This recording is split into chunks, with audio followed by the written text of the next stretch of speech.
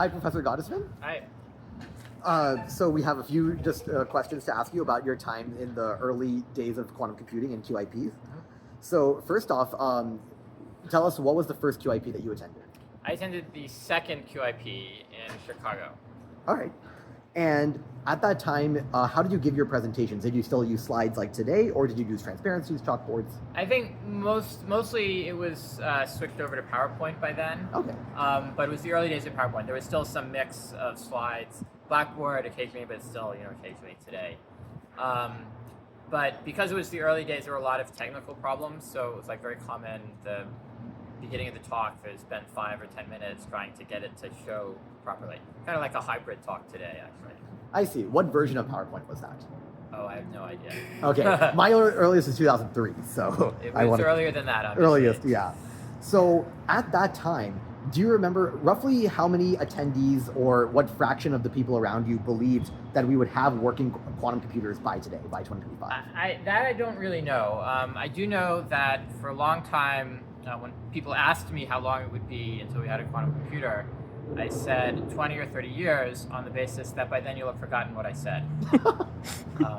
So I was wrong about one thing, though. Somebody didn't forget, but came back to me 20 years later and said, oh, you told it.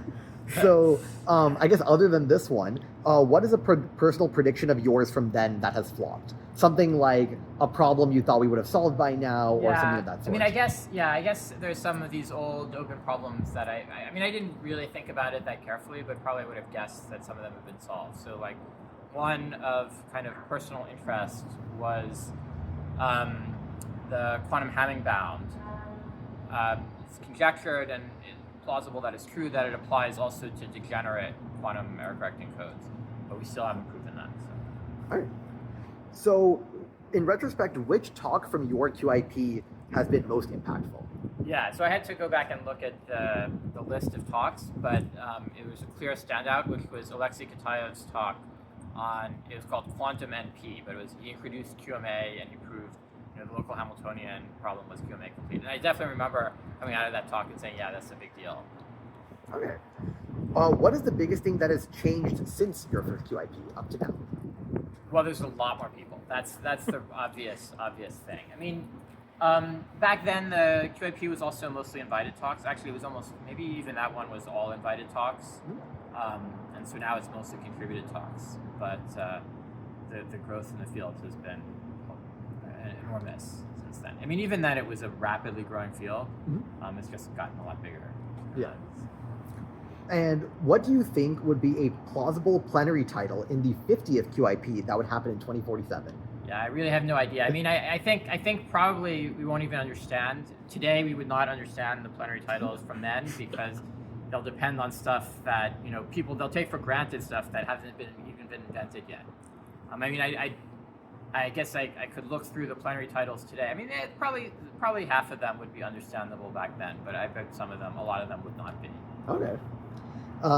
And now for a more technical question. In your view, what is the most underappreciated idea in the broader field of quantum information or within the specific area that you focus on?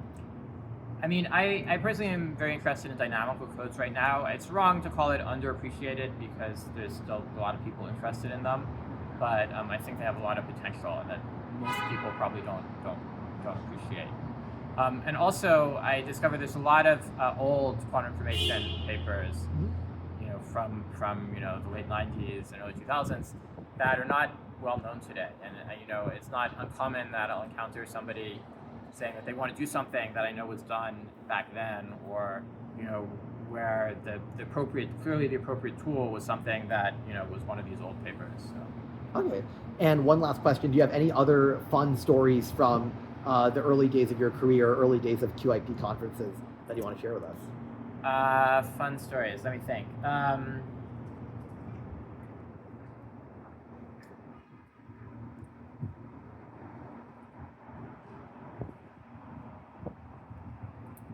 don't know if it's a fun story, and it's not from QIP specifically, but I was once at a conference where somebody physically attacked Wojciech Zurek. Not exactly fun, but very surprising events. So you see all sorts of things at conferences, I guess. Okay, perfect. Professor Gottesman, thank you so much for your time. You're welcome.